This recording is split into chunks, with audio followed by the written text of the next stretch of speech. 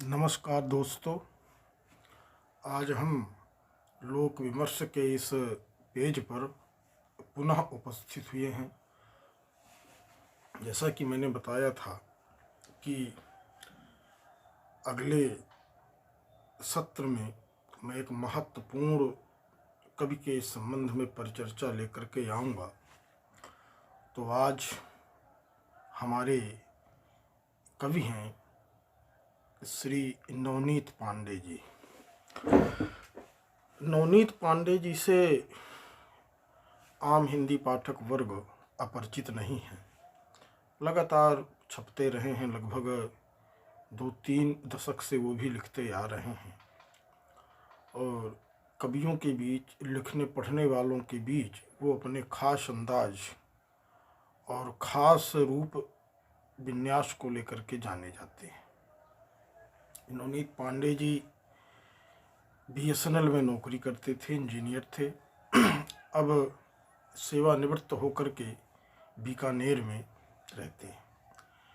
पुस्तकों के प्रति, पत्रिकाओं के प्रति उनकी अपनी विशेष अभिरुचि है। वो केवल लिखते नहीं, सबसे बड़ी बात है कि वो अपने इस नौकरी के बाद, जब से वो रिटायर्ड हुए, उन्होंने पुस्तकों के साथ खुद को जोड़े रखा है और अपने निजी आवास पर एक छोटे से उन्होंने पुस्तकालय की भी स्थापना की है, पुस्तकों की दुकान की भी स्थापना की है और लगातार अपने आसपास के, अपने जानने वालों को पहचानने वाले और जो नया पाठक वर्ग है उसको वो लिखने पढ़ने की प्रेरणा देते रहते हैं। विशेष करके पुस्तकों की संस्कृति की प्रेरणा और जो छात्र हैं उनके लिए पुस्तकें उपलब्ध कराना, और एक तो जो साहित्यिक पत्रिकाएं हैं, अमूमन उनको जो पढ़ने वाले वही होते हैं, उनके जो लिखने वाले होते हैं। आम बाजारी जो पत्रिकाएं होती हैं, समाचार पत्र की पत्रिकाएं होती हैं, फिल्मी दुनिया की पत्रिकाएं होती हैं जो रंगीन में, ये क्लेवर में आती हैं, उन पत्रिकाओं के बहुत खरीदार होते हैं। और जो सामान्य पत्रिकाएं होती हैं, सादी पत्रिकाएं, विचारधारा से भरी हुई साहित्यिक रचनाओं की पत्रिकाएं, उनका पाठक वर्ग कम होता है क्योंकि उनमें गंभीरता होती। वो पाठक वर्ग एक विशेष पाठक वर्ग होता है। अमूमन जो हिंदी से जुड़ा हुआ व्यक्ति है वही उसका पाठक वर्ग होता है। ये शोध छात्र उसके पाठक वर्ग होते हैं। नवनीत पांडे जी ऐसी पत्रिकाओं को मंगाते हैं और अपने उस पुस्तकालय में रखते हैं और अपने नगर के लोगों को उसकी पढ़ने की उनकी प्रेरणा देते हैं, पत्रिकाओं को बिक्री भी करते हैं।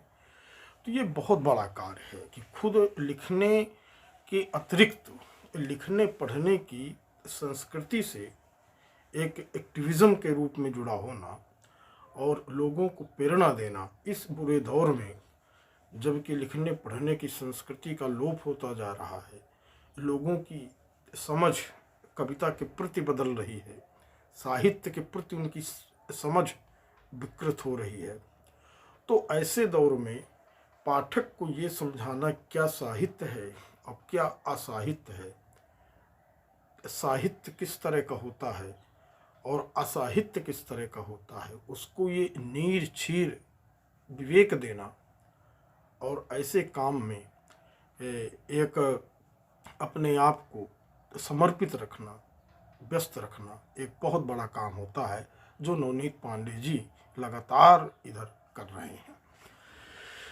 नवनीत पांडे जी के कई कविता संग्रह आए। विशेष करके उनका जो पहला कविता संग्रह था छूटे हुए संदर्भ, और दूसरा था उनका जिसके जैसे जिनके धनुष, और उनका जो तीसरा संग्रह आया मैं जिस पर चर्चा करने जा रहा हूँ, सुनो मुक्तिबोध और अन्य कविताएं।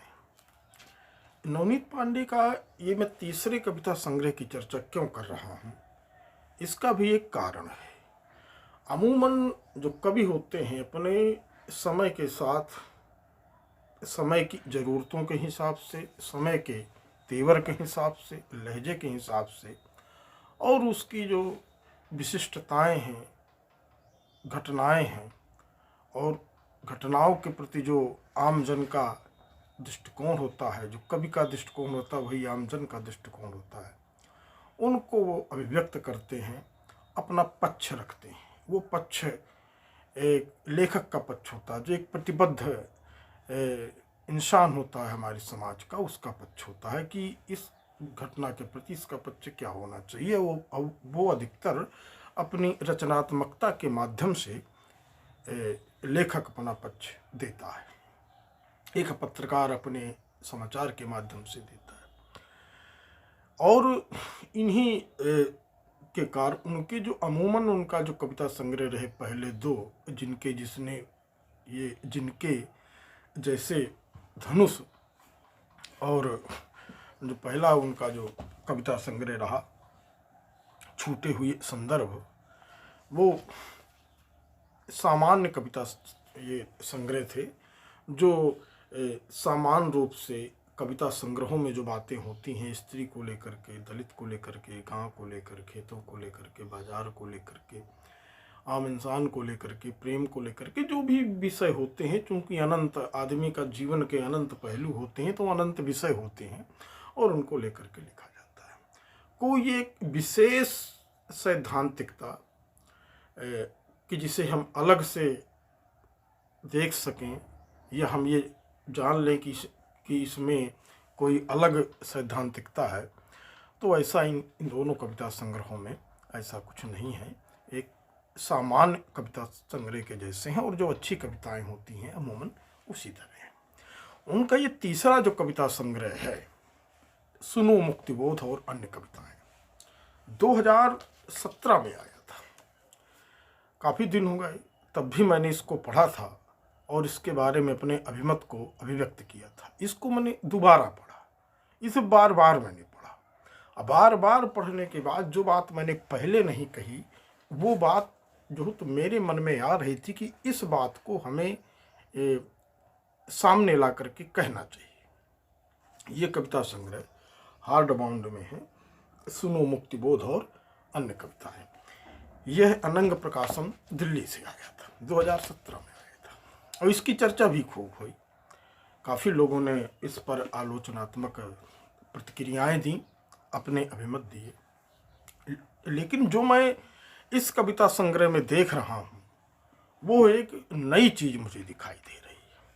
और वो नई चीज़ है कि जो हमारे विचारों का विषय है, विशेष करके आलोचना का विषय है, उस चीज़ को इन्होंने कविता का विषय बनाया। विशेष करके लेख की अस्मिता, लेख की पहचान और लेखक के रचनात्मक संघर्ष और उसका निजी आत्मसंघर्ष, इन कई चीज़ों को जो लेखक की एक लेखक होने के कारण जो उसके लिए दुश्वारियाँ होती हैं, जो समाज द्वारा पैदा की जाती हैं या लेखक संगठनों द्वारा जो पैदा की जाती हैं, या जो एक लेखक होने का जो गौरव बोध होता है, उसके बाद जो उसको हीनता बोध दिए जाते हैं, इन चीज़ों को लेकर के और लेखक को लेकर के सत्ता का रवैया क्या है, पूंजी का रवैया क्या है, समाज का रवैया क्या है, और लेखन के बीच जो कि एक ईमानदार कृत्य माना जाता है। जो लेखक की तीन चीज़ें होती हैं,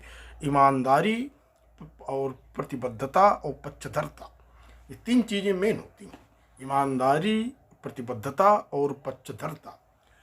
ये जो तीन जो लेखक को बनाने वाली शक्तियाँ होती हैं, आज इनमें कितने परिवर्तन आ चुके हैं, आज इन सिद्धांतों का कितना ये इनमें कितनी टूटन हो चुकी है, कितना बिखराव हो चुका है, आज प्रतिबद्धताएं कैसे कैसे बदल रही हैं, और लेखक का जो दायित्व है, तो वो अपने दायित्व को छोड़ करके पूंजी और सत्ता के लिए एक प्रकार से दरबारी बना जा रहा है, और उन्हीं के अनुसार, उन्हीं की भाषा में, उन्हीं के विचारों को आज वो समाज में फैला रहा है।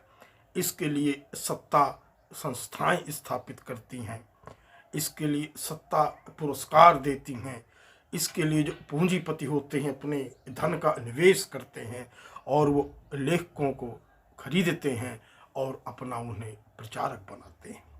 मुक्तिबोध की कविता जो अंधेरे में आई थी, उस अंधेरे में जो घटनाएं होती हैं, दुर्घटनाएं होती हैं, वो तो मुक्तिबोध उसको अंधेरे में दिखा रहे थे।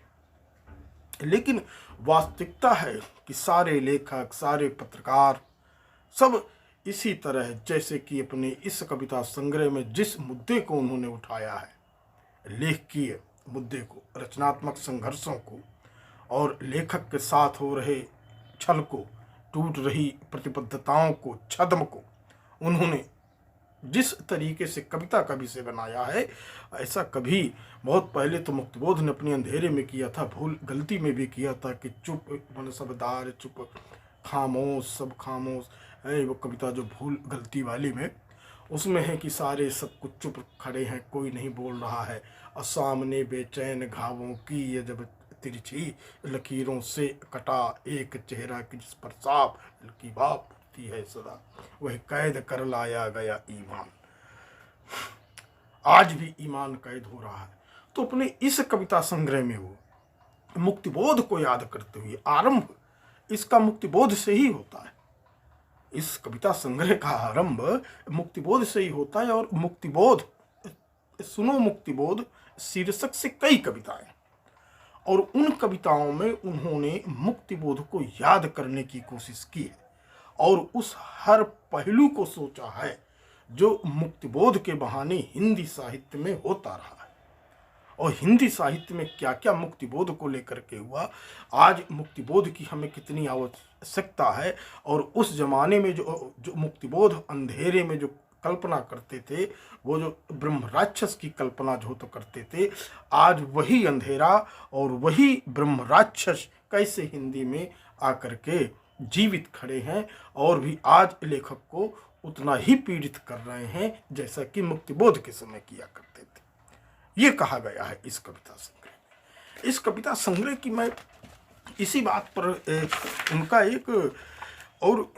एक उनकी कविता है जो मैं समझ रहा हूँ कि उसको पढ़ना चाहिए, और इससे आपको अनुमान हो जाएगा कि इस कविता संग्रह की विषय वस्तु क्या है। एक अस्मितात्मक जो संघर्ष है, उन्होंने एक कविता में कहा है कि सुनो मुक्तिबोध, ये पहली ही कविता है। देखिए, इस कविता संग्रह की पहली कविता है, पेज नंबर 13 की, सुनो मुक्तिबोध।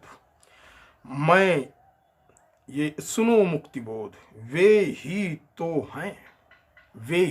हैं जिन्होंने कराए ना जाने कितने शोध, व्याख्यान मालाएं, साहित्यिक उत्सव, तुम्हारे व्यक्तित्व कृतित्व पर सेंकी खाई रोटियां, तुम्हारे लिखे बिके से जिन्होंने जीते जी धकेल दिया था तुम्हारे अंधेरे में को अंधेरे में। जिन लोगों ने मुक्तिबोध के नाम पर शोध कराए, विशेषांक निकाले, पत्रिकाएं बेची, व्याख्यान मालाएं कराए, और बहुत बड़ा जो गवर्नमेंट का धन होता है, सरकारी ग्रांट होती है, उसको पीते गए, और मुक्तिबोध के नाम पर ये भ्रष्टाचार सारे एकेडमिक जगत में जिसका बोलबाला रहा, कई वर्षों तक चला। मुक्तिबोध के बाद आज तक जो हो तो मुक्तिबोध को लेकर के ऐसा टैबू बना दिया गया, एक ऐसी सैद्धांतिकता बना दी गई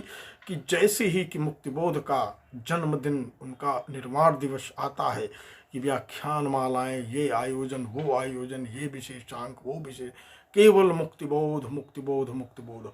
और उस कोट की कविता, जिस कोट की मुक्तिबोध लिखते थे, उस कोट की कविता जो आज लिखी जा रही है, आज जिसे आवश्यकता है कि हम उसे आगे करें, तो लेकिन मुक्तिबोध की चर्चा इतनी कि बाकी किसी की चर्चा नहीं होगी। सारा साहित्य जो मुक्तिबोध के जैसा साहित्य, जो मुक्तिबोध की परंपरा का साहित्य है, उस साहित्य को धीरे धीरे हाशिए पर डाल दिया जाता है, क्योंकि मुक्तिबोध के नाम पर उन्हें कमाने को, खाने को ये मिलता है।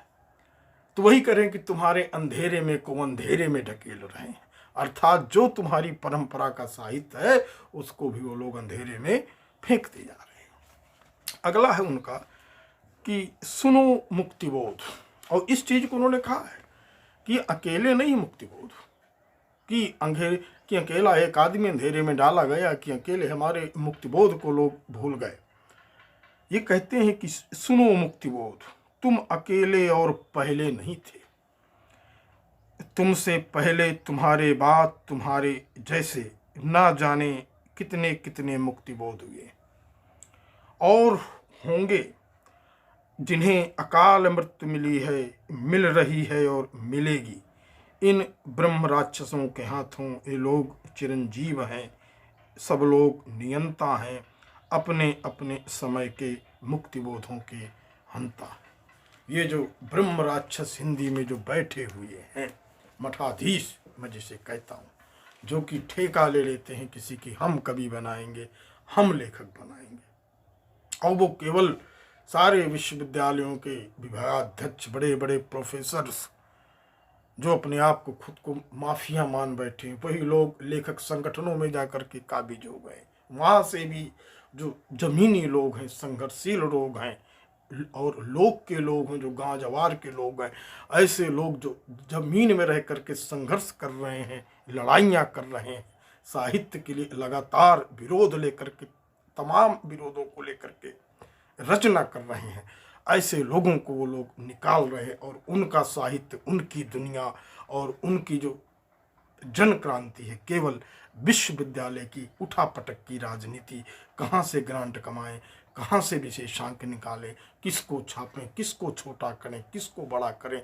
किसको पुरस्कार दें, किसको पुरस्कार से वंचित करें, ये इनकी राजनीतियाँ रह गई हैं। तो वो कहते हैं कि तो वो इन लोगों को नवनीत ब्रह्म राक्षस की संज्ञा देते हैं।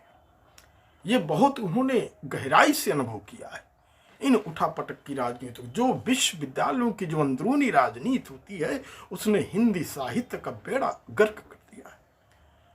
उनकी आलोचनाएं केवल वाहवाही की आलोचनाएं होती हैं, तर्क शक्ति नहीं रहती। विचारधारा के नाम पर आज तक एक भी विचारधारा का साहित्य यूनिवर्सिटियों के विद्यालयों से लिखा नहीं गया, केवल कॉपी की गई है। शोध छात्र, ये जो तो शोध छात्रों के लिए शोध लिखे गए हैं, और सबसे बड़ी बात ये की जाती है कि वो केवल कोर्स की गाइडें लिखते हैं, कुंजियां लिखते हैं, और उन्हीं को साहित्य की संज्ञा दे देते हैं।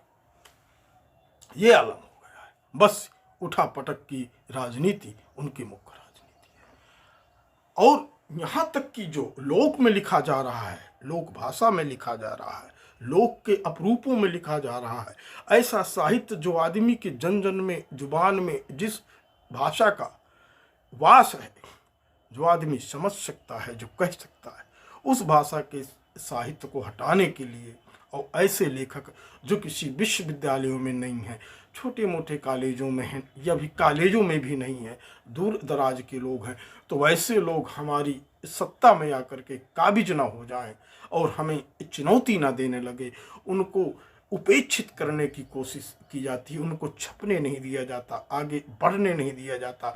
अगर वो अपनी तरह से बढ़ करके आगे आ गए तो इतनी उसकी आलोचना होती है, उसकी बुराई होती है, इतनी उपेक्षा होती है कि वो बिल्कुल अपने, कि ये कहा जाए कि अपने आप को वो हनन कर लेता है, एक प्रकार से हिंदी में खत्म हो जाता है। ऐसे एक उदाहरण नहीं, सैकड़ों उदाहरण है।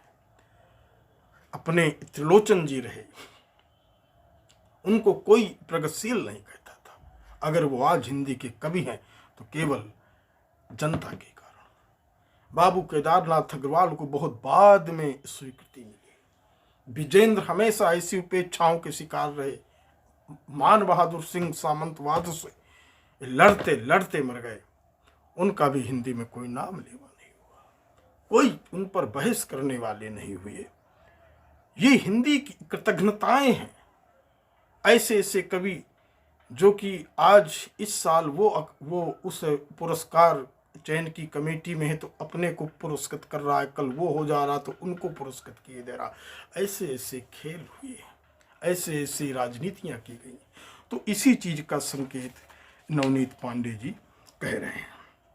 लेकिन इसके बावजूद भी नवनीत पांडे केवल इनकी आलोचना पर नहीं कहते, वो कहते भी हैं कि हमें ऐसे ब्रह्म राक्षसों के सामने जो साहित्य में काबिज हैं, साहित्य में हत्याएं कर रहे हैं, उपेक्षित कर रहे हैं, उनके सामने मुझे हथियार डालने की कोई आवश्यकता नहीं है, और मैं बहादुर की तरह लड़ूंगा। और उन्होंने एक कविता में कहा कि सुनो मुक्तिबोध, चक्र भी हूं मैं मगर मैं अभिमन्यु नहीं हूं, मैं फंस चुका हूं, घिर गया हूं तुम्हारी तरह चक्र भी हूं मैं, लेकिन मैं अभिमन्यु नहीं हूँ, मैं लड़ते लड़ते मारा जाऊंगा, सारे चक्र व्यूह भेद कर जाऊंगा। सुनो मुक्तिबोध, मैं भी घिर गया हूँ तुम्हारी तरह ब्रह्म राक्षसों के चक्रव्यूह में। ये जो नवनीत पांडे की जो एक कविता है रचनात्मकता को लेकर की, और उन्होंने जो ये लिखा है, उन्होंने कई कविताएं, एक तो ब्रह्म राक्षस पर भी लिखी, तुम्हारे पास मुक्तिबोध लकीरें पीटे जा रहा हूँ आदि आदि। उन्होंने कई प्रकार की ऐसी जो है कविताओं को उन्होंने जो हो तो लिखा है। और इसमें उन्होंने ऐसा नहीं है कि केवल मुक्तिबोध को ही लेकर के उन्होंने मिथकों का भी प्रयोग किया है, और मिथकों में भी वही लेखकी आत्मसंघर्ष उनके दिखाई देता है। ऐसे इस किताब में विशेष करके द्रौपदी का भी जो तो मिथक आया है, तो वो स्त्री के संदर्भ में आया है।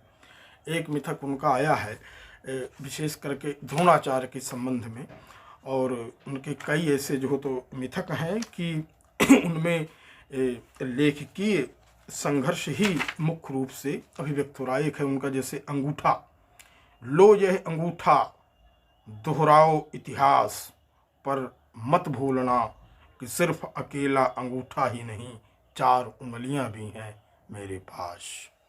ये संकेत दे रहे हैं कि ले लो अंगूठा अगर तुम्हें अंगूठा चाहिए, लेकिन अंगूठे पर से तो ना काम हुआ, इसके अलावा भी मेरे पास 4 उंगलियां हैं, मैं आखिरी तक संघर्ष करना जानता हूं। और कहीं कहीं तो उन्होंने सीधा प्रतिरोध किया है, और ऐसा प्रतिरोध उन्होंने किया है जो आज के दौर में काव्य की गोष्ठियां और काव्य के आयोजन जो होते हैं, उन्होंने एक लेखकीय अस्मिता का सवाल उठाया। एक तो मुक्तिबोध के माध्यम से उन्होंने जो साहित्य की जो राजनीति होती है, जो पॉलिटिक्स ऑफ लिटरेचर, जो साहित्य की राजनीति होती है, साहित्य की जो उठापटक होती है, इसमें जो पूंजी को लेकर के, पुरस्कारों को लेकर के, कौन बढ़े, आलोचना को लेकर कौन छपे कौन न छपे, इनको लेकर के तो आलोचना जो तो करते ही है, और भी आगे वो कई प्रकार से आलोचनाएं करते हैं। पूरी किताब में एक लेखक का आत्मसंघर्ष और लेखक के बाह्य संघर्ष और लिखने के भीतर जो एक ईमानदार कृत्य है,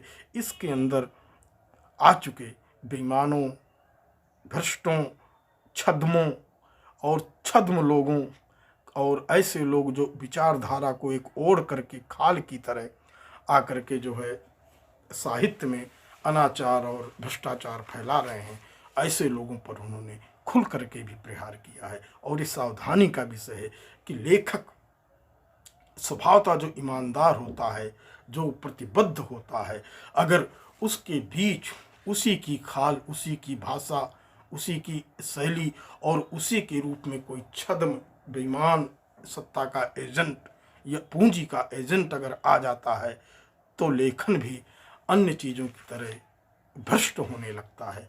ऐसा उन्होंने संकेत अपने इस कविता संग्रह की कई कविताओं में दिया है। एक कविता मुझे याद आ रही है, सबके बीच, ये भी नवनीत पांडे जी की शानदार कविता है। मेरी कविता भिखारी। देखिए, मेरी कविता भिखारी और कई जगह सम्मानित हुई, हर आयोजन में श्रोताओं की मांग भिखारी सुनाए। क्या कविता है, भिखारी की आत्मा से निकली है, लगता है जैसे भिखारी ने लिखी है। छद्म, यहाँ भी कविता के लेखन का छद्म उजागर किया है। भिखारी पर कविता, ऐसी कविता बार बार की, बहुत शानदार कविता भिखारी पर, बहुत अच्छी, पर लेकिन जो लिखने वाला है वो भिखारी नहीं है, वो पैसे वाला, 4 पहिया गाड़ी में चलने वाला, और कविता सुनाने के लिए एसी कमरा और हवाई जहाज़ का किराया मांगने वाला, शाम को बैठ करके पंचौरा करने वाला, ऐसा 2-2.5 लाख का, 3 लाख का वेतन पाने वाला कोई बहुत बड़ा प्रोफेसर है जो भिखारी पर कविता लिख रहा है। और पाठक कह रहे हैं कि इतनी अच्छी संवेदना केवल भिखारी ही लिख सकता है।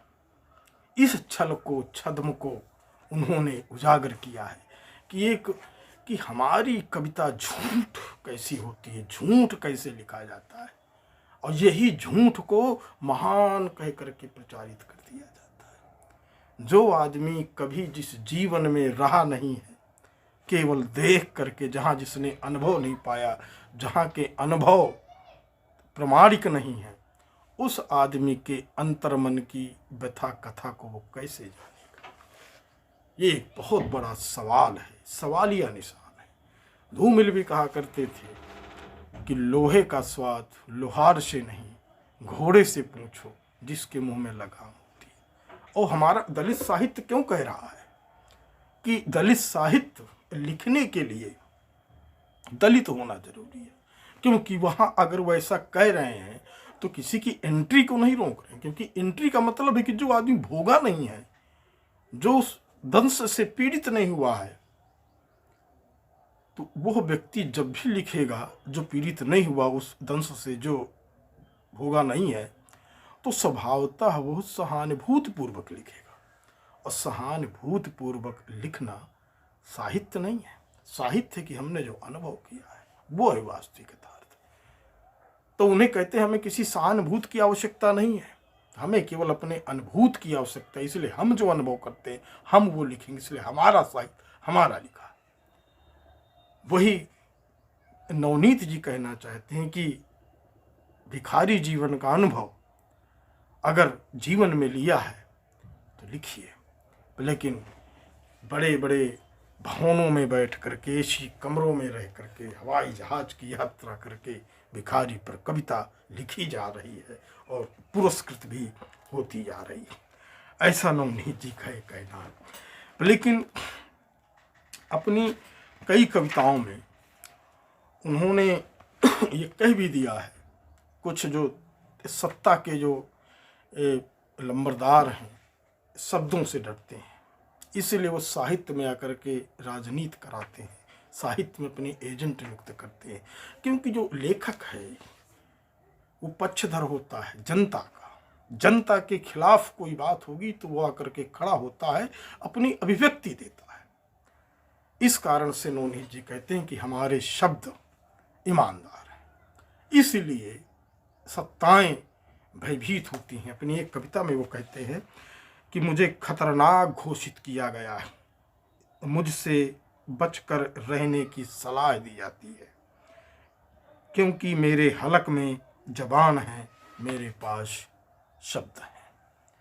अभी हमने देखा कि कई घटनाएं ऐसी हुई जहाँ के लेखकों ने सत्ता द्वारा या किसी विचारधारा द्वारा किए गए अत्याचार के विरुद्ध अपनी आवाज़ें खोली। उन्होंने अपनी आवाज़ें ऐसी घटनाओं के प्रति भी उठाईं जो बड़े बड़े कॉरपोरेटों की इच्छा अनुसार सत्ताएं संपादित करती हैं और ऐसे लोगों को लक्ष्य बनाती हैं जो जल जंगल और ज़मीन की लड़ाई, ज़मीन में रह करके लड़ रहे हैं। तो लेखकों ने भी इसका प्रतिरोध किया और उसका खामियाजा भी लेखक को भुगतना पड़ा। उनको जेल में डाला गया, उनको देशद्रोही कहा गया। उनका अपराध केवल इतना था कि उन्होंने लिखा था। और ये आज से नहीं हो रहा, सत्ताएं हमेशा से लेखकों के खिलाफ रही।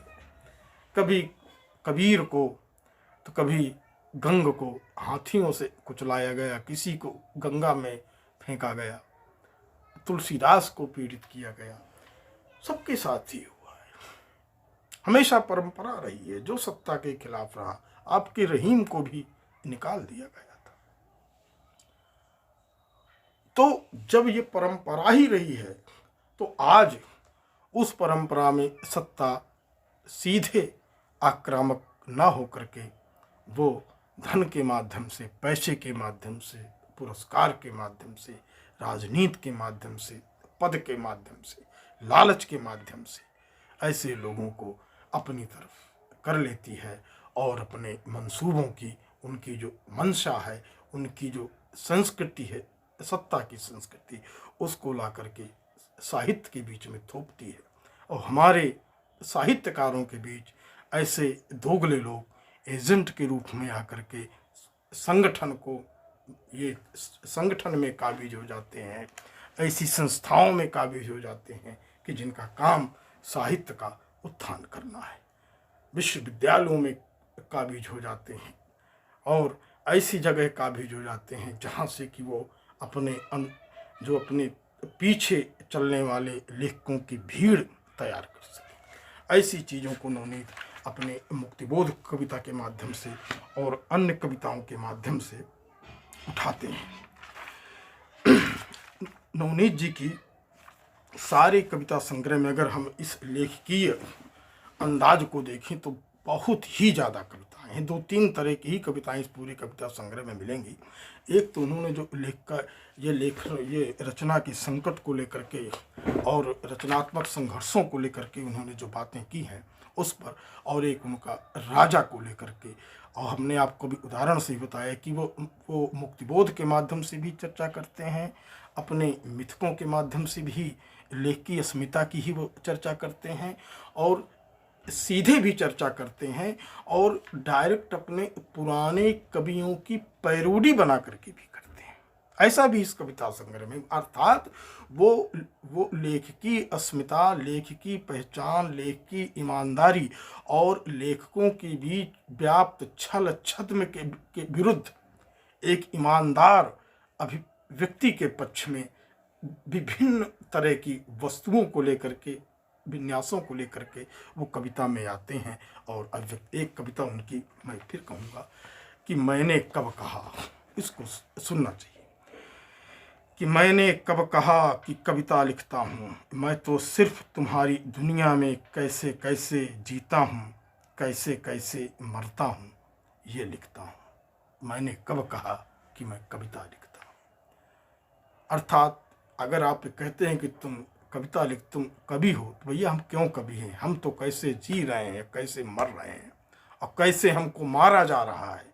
आदमी स्वभावतः नहीं मरता, उसे केवल मारा जाता है, और जब लेखक को मारा जाता है तो वो मारना एक अलग चीज़ होती है, क्योंकि जब भी लेखक मारा जाएगा तो वो किसी लेखक के द्वारा ही मारा जाएगा, और ऐसे लेखकों को सत्ता बढ़ावा देती है। इसलिए वो इनकार करते हैं, हमें कोई आवश्यकता नहीं आपके पुरस्कारों की, हमें कोई आवश्यकता नहीं है। अपनी एक कविता में पैरोडी बना करके कहते हैं, वो माखनलाल चतुर्वेदी जी की पैरोडी बना करके, उसको मैं सुनाना चाहूँगा कि चाहे नहीं पुरस्कारों सम्मानों में तोला जाऊं, चाहे नहीं आलोचकों आलोचना से मौला जाऊं, चाहे नहीं झूठी तारीफों प्रशंसाओं में फूला जाऊं, चाहे नहीं अधर आसमानी झूले झूले खाऊं, पाठक मेरे कर पर आओ काम ये करना नेक, जहाँ जहाँ हो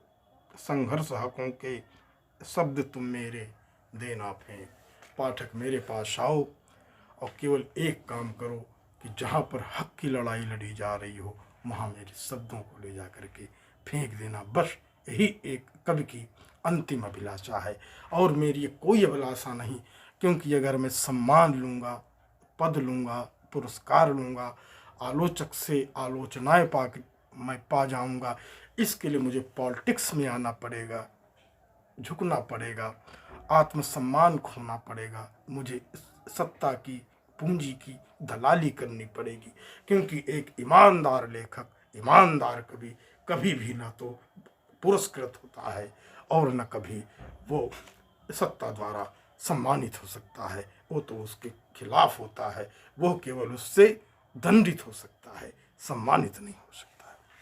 नवनीत पांडे जी का ये पूरा कविता संग्रह एक रचनात्मक आत्मसंघर्ष और हिंदी में उठा एक आलोचना और पुरस्कारों के नाम से व्याप्त गंदी एक प्रकार की बदबूदार सड़नशील संस्कृति का उन्होंने जो विवेचन किया है, यह पहली बार हुआ है।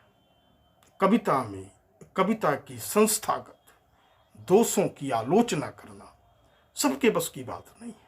काफ़ी लोगों के हाथ कांपते हैं, यहाँ तक कि आलोचनात्मक लेख दे दीजिए किसी बहुत बड़े लेखक के खिलाफ, आपके ऊपर आक्रमण होंगे, हमले होंगे, आपको खलनायक घोषित कर दिया जाएगा, आपके पीछे अपने जो एकेडमिक गुरु हैं अपने शोध छात्रों की चमचों की भीड़ झोंक देंगे, जाओ जहाँ कि जाओ और कहे सकल निश्चरण बुलाई, सीत ही बहुवृद्धि त्रास हो जाई, और जा कर के उस लेखक के पीछे सोशल मीडिया पर, पत्रिकाओं में अखबारों में उस पत्रिका पर जहाँ पर कि लेख छपा है एकदम से गाली गलौज और हंगामेदार आक्रमण करने लगते हैं, जैसे कि बहुत बड़ा अपराध कर दिया गया हो। ऐसा हिंदी में है और ऐसा अनुभव है।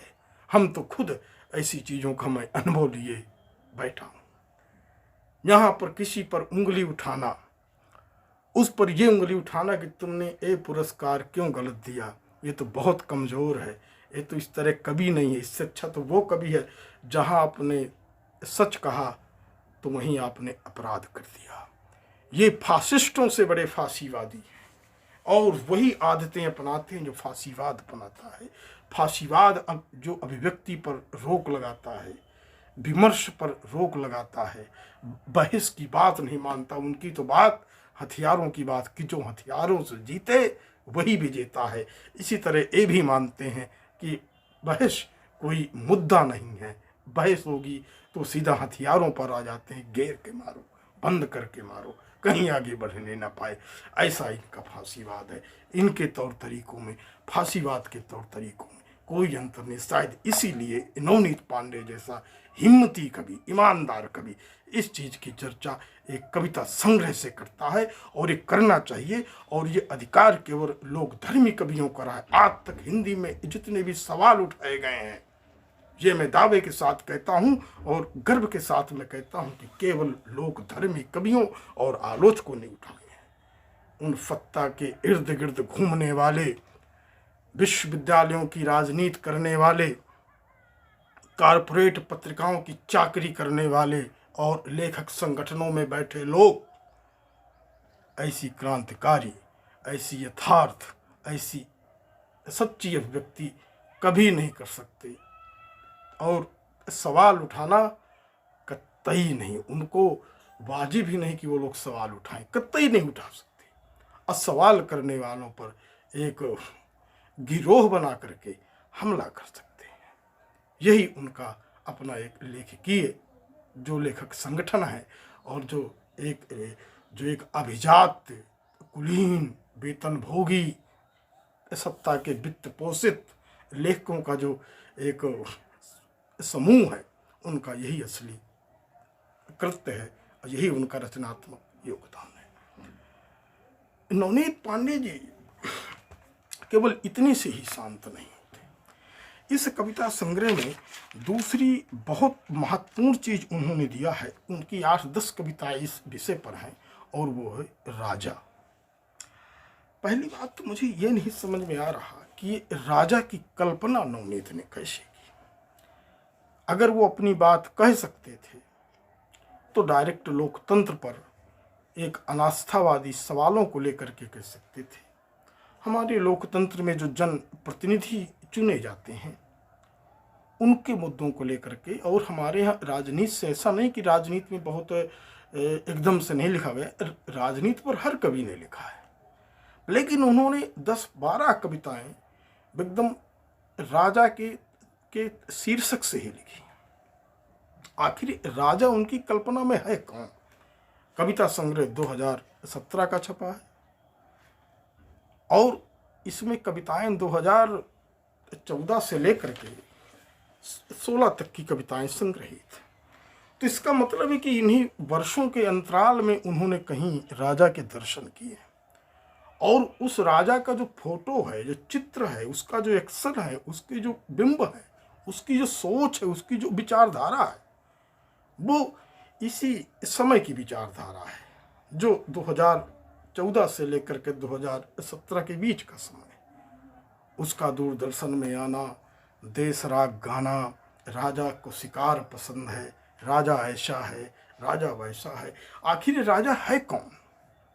एक तो राजा का मतलब है कि राजतंत्र कि आज भी हमारे देश में राजतंत्र तो है नहीं, लोकतंत्र है। लेकिन नवनीत ने इस राजा का जो संगठन है, उसका जो गठन है, ऐसा किया है कि वो राजा जो मुझे प्रतीत होता है, क्योंकि उसके पास अपनी प्रजा भी है और उन्हीं की बदौलत वो राजा बना, इसका भी संकेत नवनीत पांडे जी अपनी कविताओं में करते हैं।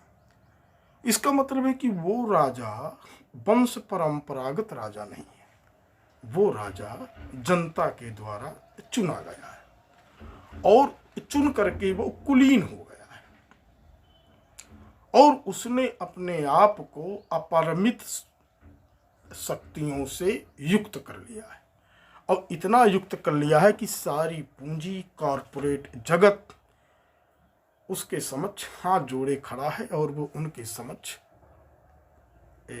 सुविधाओं का एक वो बिछा करके कि जिसे कहते हैं दरी बिछा करके खड़ा है कि आइए कॉरपोरेट हमारे देश में विराजमान हो जाए। तो एक पूंजी और जनतंत्र का मिला जुला जो एक शक्तिशाली राजा होता है और एक न्यू डिक्टेटर जो कि पूंजीवाद और लोकतंत्र से मिलकर के बाजारवाद और जो लोकतंत्र का जो काटेल होता है कि राजा जनता द्वारा चुना जाता है लेकिन जो काम करता है तो केवल पूंजी के लिए करता है, वो काम करता है तो केवल बाजार के लिए करता है, वो जनता के लिए काम नहीं करता, जनता के प्रति उत्तरदायी नहीं रहता, ऐसा राजा। तो ये राजा अगर हम कल्पना करते हैं तो केवल यही राजा है जो नवनीत जी ने कहा कि लोकतांत्रिक है। और ऐसे राजा की इच्छाएं, उसका कहना, उसका सोचना, सब कुछ एक अलग उन्होंने दिखाया है। पहला उसने दिया है कि राजा को नहीं पता जो रोटी उसका पेट भर रही है उस रोटी को रोटी होने तक की यात्रा क्या है। राजकुमार को नहीं पता कि उसे पालने और चांदी के चम्मच का इतिहास जिनसे वो पल करके बड़ा हुआ है। राजा को नहीं पता कि जो रोटी उसका पेट भर रही है उस रोटी की यात्रा क्या है, वो कहाँ से पैदा हुई, कहाँ पीसी गई, कहाँ पकी और कैसे उसके मुंह तक आई उसका निवाला बन करके। ये राजा को इतिहास नहीं पता। अर्थात वो राजा दीन से, दुनिया से, उन सब चीज़ों से एकदम से अनभिज्ञ है। और अपनी एक कविता में तो कहते हैं वो कि जो युद्ध भी होते हैं उनमें राजा को नहीं, उसमें राजा का कोई योगदान नहीं होता, उसमें तो केवल सेना लड़ती है मोर्चा पर, नायकों का सिर्फ होता है नाम। शकुनी, विभीषण, जयचंद तय करते हैं चालें, संधियां, युद्ध विराम। वहां तो केवल जनता लड़ती है और तय करते हैं ऊपर हमारे बैठे हुए नरेश। अपनी एक कविता में कहता है कि राजा का देश राग। अब देखिए इस कविता से व्यक्त हो जाता है कि राजा का देश राग क्या है और वो कौन है वो राजा। शायद नवनीत पांडे ने इस कविता में जितना खुल करके कह दिया है शायद कोई कवि इतना खुल करके नहीं कह सकता। विशेष करके कविता में अगर कहेगा तो फिर वो खबर के रूप में कहेगा, जो किसी अखबार में एक विशेष कॉलम लिख करके कहेगा, कविता के रूप में तो नहीं कह सकता। उन्होंने इसे कविता के रूप में कहा है कि राजा कहता है खुद को बैरागी। राजा को आता भी नहीं कोई राग, लेकिन राजा ने तो पाले हुए हैं कई राग। और राजा को सबसे अधिक प्रिय है देश राग।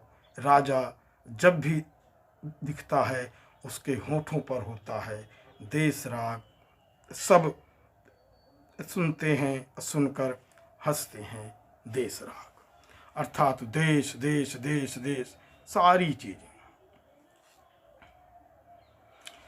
अगला है कि राज में जब विद्रोह हुए लेकिन बेपरवाह राजा, जनता से बेखबर राजा, ये भी इसी समय का बिंब है। बिंब का टाइमिंग देखिए, जन आंदोलन देखिए कि राजा जनता के आंदोलनों से, उसकी पीड़ाओं में और उसकी फिर वो मतलब जनता करके रोड में उतर जा रही है, आंदोलन कर रही है, चीख रही है, लगातार कुछ कह रही है, पर राजा के पास एक शब्द नहीं है जनता के रूप के लिए आश्वासन देने के लिए या उनके पक्ष में बोलने के लिए। ऐसा बेपरवाह राजा, उस राजा के बारे में उन्होंने कहा है कि राजा ने तोड़ डाली हैं सारी मर्यादाएं, प्रजा में मची है त्राहि त्राहि, प्रजा आंदोलित है वह उतर आई है जन पथों पर, वह कूच कर रही है राज भवन की ओर। राजा के सैनिक टूट पड़े हैं निहत्थी प्रजा पर, राजा निश्चिंत है, चुप है, राजा को कोई परवाह नहीं, राजा जानता है वह राजा है। ये बेपरवाह है राजा। अंदाजा करिए कि ऐसा राजा कौन हो सकता है कि जिसकी जुबान में देश राग, जो निहत्थी जनता पर भी गोली चलाने से परहेज न करता हो, और वो राजा जो केवल जनता द्वारा चुना गया हो, जनता का प्रतिनिधि हो, पर लेकिन पूंजीवाद ने उसके दिमाग को इतना ज़्यादा अहम में, अहंकार के झाड़ में उसको चढ़ा दिया है कि भूल गया है कि मैं इस देश का चुना हुआ जनप्रतिनिधि हूँ। वह खुद को राजा समझ बैठा है। वह राजा बहुरूपिया है, वह राजा बेखबर है, वह राजा राज्य से ठाठ बाट भी जीता है, वह राजा देशराग भी गाता है। ऐसे राजा पर इनकी कई तरह की उनकी कविताएं। एक कविता मैं और आपको बताना चाहूँगा कि राजा ने मुनादी कराई है, प्रजा को देनी होगी परीक्षा कि उसकी प्रजा है। राजा ने मुनादी कराई है कि प्रजा को देनी होगी परीक्षा कि वह उसकी प्रजा है, वह उसके राज की प्रजा है। जांचा जाएगा उसके गले में राज राजा का बिल्ला है कि नहीं, प्रजा को राजा का हुक्म मानना ही पड़ेगा। जो भी नाफरमान है उसके लिए सीधे सीधे सजाए मौत या देश से निकलने का फरमान है। राजा ने मुनादी करा दी है। ये एक प्रकार का एक अलग तरह का कविता है कि राजा ने मुनादी करा दी, कौन देशभक्त है, कौन देशद्रोही है। अब ये चीज़ें बहुत हमारी राजनीति में भी आई थी कि जो असहमत है वो देशद्रोही है, वो राजभक्त नहीं है, और उसको जाओ पाकिस्तान चले जाओ, तुम यहाँ चले जाओ, तुम वहाँ चले जाओ। ऐसी चीज़ें आई हैं। और ये समय जो नवनीत पांडे की जो राजा आधारित जो कविताएं हैं, राजा के बिंब को लेकर, उनकी फंटेसी को लेकर के जो कविताएं, आज के इस दौर के, विशेष करके जब से अंधाधुंध पूंजीवाद इस मुल्क में आया तो लोकतंत्र का रूप कैसा हो गया, जो शासक हैं उसकी सोच कैसी हो गई, जनता किस तरह से बेदम और कमज़ोर हो गई, लेखक क्या से क्या हो गए। जो एक ईमानदारी होती थी, पक्षधरता होती थी, प्रतिबद्धता होती थी, आज उसकी स्थिति क्या है, आज लेखक की अस्मिता क्या है, उसका संघर्ष क्या है, उसकी पहचान क्या है। आज वो ये मर रहा है कि मारा जा रहा है और सब देख रहे हैं, और जो लेखक नहीं है वो लेखकों का रहनुमा बना फिरता है। जो कविता संघर्ष करती है, संघर्ष के रास्तों पर जाना चाहती है, उस कविता को मारा जा रहा है, उस कवि को मारा जा रहा है। और जो सत्ता के चारण बन गए हैं, भाट बन गए हैं, और जाकर के पूंजी और राजा के दरबार में हाजिरी लगा रहे हैं, ऐसे लोगों को पुरस्कृत किया जा रहा है और लेखकों का अगुवा माना जा रहा है। श्री नवनीत पांडे जी का यह कविता संग्रह सुनो मुक्तिबोध इस मायने में महत्वपूर्ण है कि उसने एक लेखकीय संकट और अस्मिता और इस घोर पूंजीवाद के आगमन के बाद जो लेखक, ये जो लेखकों के बीच आने वाली विकृतियां हैं, इस पर उन्होंने सवाल उठाया है। अगली बार हम किसी और कवि को लेकर के आएंगे। तब तक के लिए नमस्कार।